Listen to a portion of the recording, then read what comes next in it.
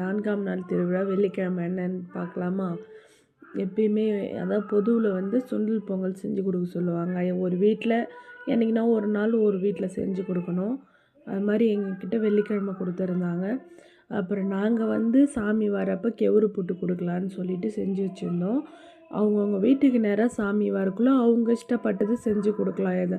எந்த சாப்பாடாக இருந்தாலும் செஞ்சு கொடுக்கலாம். டீ போடுவாங்க, டீ போட்டு கொடுப்பாங்க. எது வேணாலும் அவங்கவுங்க வீட்டுக்கு நேராக கொடுப்பாங்க. அப்புறம் கோயில்லேயே அன்னதானமும் போடுவாங்க. கோயிலில் சுண்டல் பொங்கல் தருவாங்க. அப்புறம் வந்து சாமி எப்பயுமே தாலாட்டுவாங்க. சாமி ஊர்வலம் வந்ததுக்கப்புறம் உள்ளே போய் இறக்கி வச்சு தாலாட்டுவாங்க.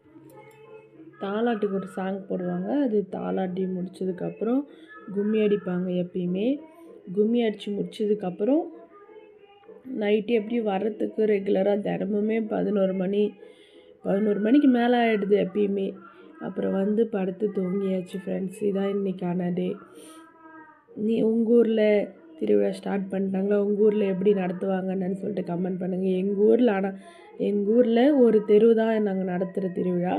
இருந்தாலும் நாங்கள் வந்து எப்பயுமே ஒத்துமையாக இருந்து நல்லபடியாக செய்கிறாங்க. எனக்கு ரொம்ப பிடிச்சிருக்கும். இந்த திருவிழா எப்படா வருன்ற மாதிரி இருக்கும். எனக்கு ரொம்ப பிடிக்கும் இந்த திருவிழா வந்தாலே.